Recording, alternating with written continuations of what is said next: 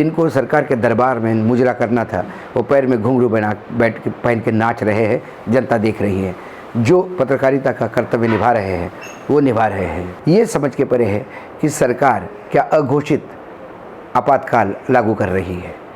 घोषित आपातकाल तो एक ठीक है, पता तो होता है कि आपातकाल घोषित है, पता तो है कि संविधान है ही नहीं, पता तो है कि आपके पास कोई अधिकार ही नहीं है, पता तो है कि देश तानाशाह के हाथ में चला गया। दैनिक भास्कर कोविड की पहली लहर से लेके आने वाली ये जो संभावना व्यक्त की जा रही तीसरी लहर तक लगातार सच्चाई लोगों के सामने रखता आ रहा है।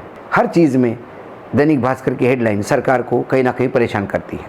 प्रधानमंत्री के चुनाव के समय जिस आदमी ने प्रधानमंत्री का प्रपोजल करके सिग्नेचर की होगी, उस बड़े एक इंसान को अपनी बेटी की मृत्यु के बाद उसका चेहरा देखने के लिए 25,000 की रिश्वत देखनी पड़ी। ये भी इसी उत्तर प्रदेश में हुआ। यहाँ आपका संविधान भी है, अधिकार भी बताए जाते हैं, लेकिन अधिकारों का लगातार हनन होता है, देखने वाला कोई नहीं। बोलने वाले का मुंह बंद किया जाता है, या तो उसके खिलाफ एफआईआर दर्ज होती है, या राष्ट्रद्रोह का कानून लगता है, या तमाम इनकम टैक्स से लेकर ईडी तक उसे घसीटने का प्रयास किया जाता है। नमस्कार, स्वागत है आपका इन वॉइस में। लेकर आया हूँ आपका अपना कार्यक्रम अशोक वानखेड़े बोलता है। अशोक वानखेड़े बोलता है तो फिर अशोक वानखेड़े तोलता है, और इस बार तुलेगी निस्संदेह हमारी केंद्र सरकार, क्योंकि केंद्र सरकार की कुछ जांच एजेंसियां हैं जैसे सीबीआई, इनकम टैक्स, ईडी और आईबी। ये तमाम एजेंसियां 2014 से छोड़िए 1947 से हमने देखा है सरकार जो भी होती है कहीं ना कहीं अपने लिए उसका उपयोग करती है, लेकिन बेशर्मी के साथ उपयोग करना, ये जो सिस्टम शुरू हुआ है, मतलब बेशर्मी के सारे लिमिट लांघ दिए गए हैं, वो 2014 से हुआ है। मैं आपको बता दूं कि जब भी कहीं चुनाव होते हैं, महाराष्ट्र की पहले जब बेंगलोर में, कर्नाटक में जब चुनाव हुए, कांग्रेस पार्टी सत्ता में थी, उसके बाद जद्दोजहद हुई, और जद्दोजहद ये हो गई कि कांग्रेस ने एक अपने से भी छोटी पार्टी को वहाँ समर्थन देके मुख्यमंत्री बनवाया और बीजेपी को सत्ता से बाहर रखा। उस समय दनादन रेड होती है ईडी और इनकम टैक्स की कर्नाटक में, कई होटल्स पे, कांग्रेस के नेताओं पे। उसके बाद महाराष्ट्र में आइए, महाराष्ट्र में चुनाव के एंड समय शरद पवार को ईडी का नोटिस दिया जाता है। उसके बाद राजस्थान में जब सरकार संकट में आती है तो मुख्यमंत्री के भाई के खिलाफ ईडी एक्टिव होती है। उसके बाद आप मध्य प्रदेश में चलिए, जब सरकार बनने का समय है, क्यों तब जो कमलनाथ थे मुख्यमंत्री, होने वाले मुख्यमंत्री, उनके निजी जो स्टाफ था उनके ऊपर रेड होती है। बंगाल में चुनाव में ममता के लोगों के यहाँ कैसी रेड हो गई, ये सब सर्वविदित है। या दिल्ली में कैसी रेड होती है केजरीवाल के ऑफिस में, ये भी सबको पता है। ये तमाम रेड होने पे मैं गलत नहीं मानता, सरकारी एजेंसियों ने अपना काम करना चाहिए। और कोई गलत है, टैक्स बचाता है, टैक्स नहीं देता देश को, तो वो बहुत बड़ा गुनहगार है। लेकिन प्रश्न ये है कि इन तमाम रेड की परिणति क्या है। कर्नाटक के बाद आज तक कोई चार्जशीट फाइल नहीं हुई। शरद पवार को नोटिस मिलने के बाद कुछ नहीं हुआ, उनको बुलाया तक नहीं गया और मामला रफा दफा हो गया। ऐसे तमाम केसेस में आपको यही मिलेगा। जब कांग्रेस एक्टिव होती है किसी राज्य में, तुरंत जो कांग्रेस के दामाद है, मतलब प्रियंका के जो पति है वाड्रा जी, उनको बुला के इनकम टैक्स, ईडी 6-6 घंटे उनका इंट्रोगेशन होता है, लेकिन उसके बाद भी निकलता कुछ नहीं है। इसी परिप्रेक्ष्य में मैं हाल ही में मीडिया हाउस पे जो इनकम टैक्स की रेड हो गई उसके बारे में बात करने जा रहा हूँ। दैनिक भास्कर बहुत बड़ा अखबार का समूह है, उनके पूरे हिंदी बेल्ट में तमाम राज्यों में उनके अखबार निकलते हैं, एडिशंस निकलते हैं। साथ में मराठी भाषा में भी दिव्य भास्कर निकालता है, गुजराती में भी दिव्य भास्कर करके एक उनका गुजराती एडिशन है, उनके रेडियो स्टेशंस हैं, उनके तमाम मैगजीन्स हैं और बहुत सारी चीज़ें हैं। साथ में और कुछ बिजनेस भी करते होंगे, बहुत सारी फैक्ट्रीज़ होगी, इंडस्ट्रीज़ होगी, जो हर अखबार समूह या मीडिया हाउस करता है, चाहे सबसे बड़ा हो सबसे छोटा हो। और एक भारत समाचार, एक न्यूज़ चैनल जो उत्तर प्रदेश का था, लखनऊ बेस्ड था, उन दोनों को टारगेट किया गया। उनकी खासियत क्या है? दैनिक भास्कर कोविड की पहली लहर से लेके आने वाली ये जो संभावना व्यक्त की जा रही तीसरी लहर तक लगातार सच्चाई लोगों के सामने रखता आ रहा है। हर चीज़ में दैनिक भास्कर की हेडलाइन सरकार को कहीं ना कहीं परेशान करती है। जब मौत का आंकड़ा छुपाया जाता है, दैनिक भास्कर सबको नंगा कर देता है। उसके बाद जब वैक्सीन की बात आती है तो दैनिक भास्कर वो सच्चाई सामने रखता है जिससे सरकार लज्जित होती है। जासूसी कांड में दैनिक भास्कर इतना प्रखरता से सारी खबरें लिखता है जिससे सरकार असहज हो जाती है। ये तमाम चीज़ें जब सरकार ने देखी तो इनकम टैक्स की रेड हो गई। दूसरी ओर उत्तर प्रदेश देश का ऐसा सूबा है जहां कोविड की दूसरी लहर में सबसे ज़्यादा मिसमैनेजमेंट हुआ, सबसे ज़्यादा मौतें गंगा लाशें, बहती हुई लाशें गंगा में या रेत में जो लाशें दबाई गई थी वो, ये तमाम चीज़ें जब सामने आई, ऑक्सीजन की कमी, लोगों का हाहाकार, प्रधानमंत्री के चुनाव के समय जिस आदमी ने प्रधानमंत्री का प्रपोजल करके सिग्नेचर की होगी, उस बड़े एक इंसान को अपनी बेटी की मृत्यु के बाद उसका चेहरा देखने के लिए 25,000 की रिश्वत देखनी पड़ी। ये भी इसी उत्तर प्रदेश में हुआ। ये तमाम बातें जब भारत समाचार प्रमुखता से देख रहा था तो उसको कई जगह नकेल डालने का प्रयास किया, नहीं निकली, तो फिर अब उनके ऊपर इनकम टैक्स का छापा हुआ।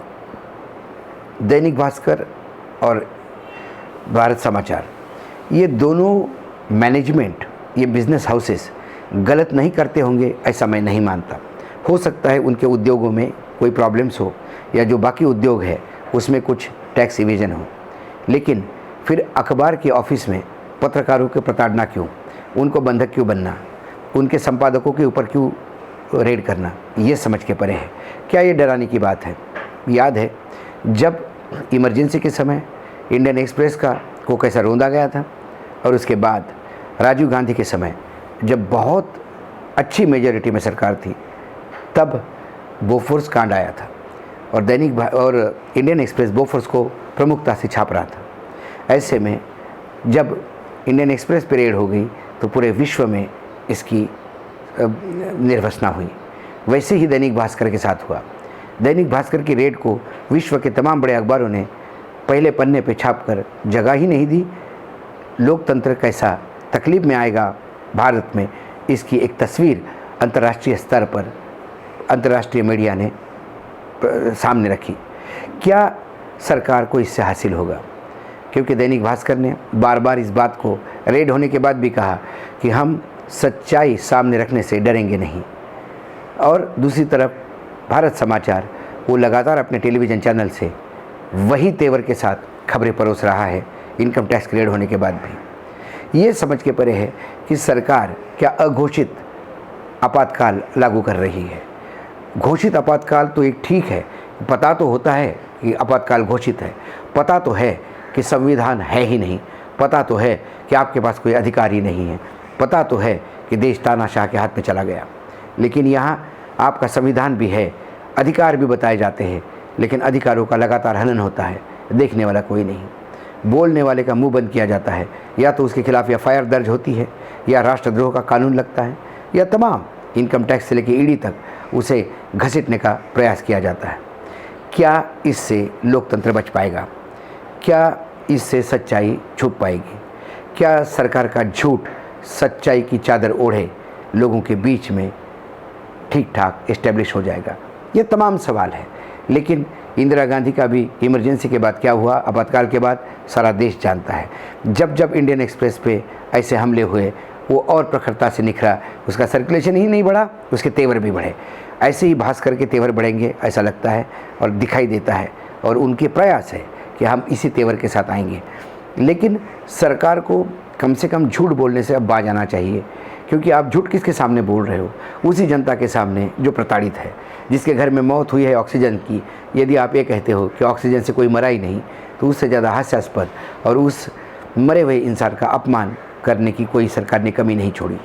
उसके बाद अभी हाल ही में हमारे फिर हेल्थ मिनिस्टर ने मुंह खोला तो झूठ बोलने के लिए। लगता है सरकार जब भी मुंह खोलती है झूठ बोलने के लिए खोलती है, क्योंकि फिर सरकार ने कहा कि वैक्सीन में राज्य सरकारें फेल हो गई, इसलिए केंद्र को वैक्सीन का काम हाथ में लेना पड़ा।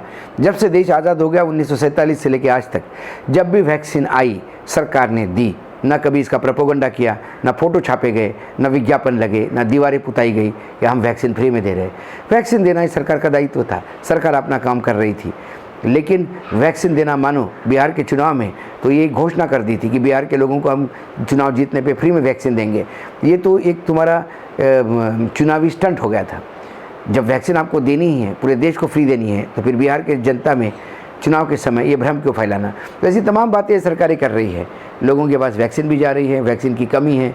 वैक्सीन की कमी होने के बावजूद भी वैक्सीन पे तो हमने कई बार बोला, सरकार बार बार कहती है दिसंबर तक हम 210 करोड़ वैक्सीन दे देंगे। बाद में ये आंकड़ा 135 करोड़ का आया, अब फिर ये 160 करोड़ पे जाता है। ये आंकड़ा मानो शेयर मार्केट का नंबर हो गया, इंडेक्स हो गया, कभी ऊपर कभी नीचे, कभी ऊपर कभी नीचे। इससे देश की जनता के साथ, उनके जीवन के साथ खिलवाड़ है।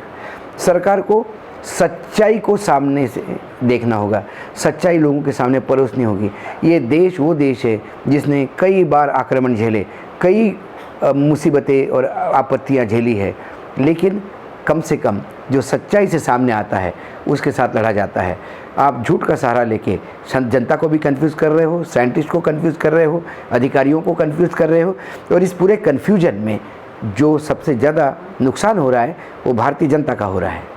ये भास्कर और इन दोनों तमाम ये भारत समाचार, इनके ऊपर इनकम टैक्स के रेड होने से यदि सरकार को ऐसा लगता होगा कि जो 5-10% सच्चाई सामने रखने वाले लोग हैं उनको कोई फ़र्क पड़ेगा, तो मुझे नहीं लगता सरकार बहुत ही एक मूर्खतापूर्ण सोच के साथ जी रही है।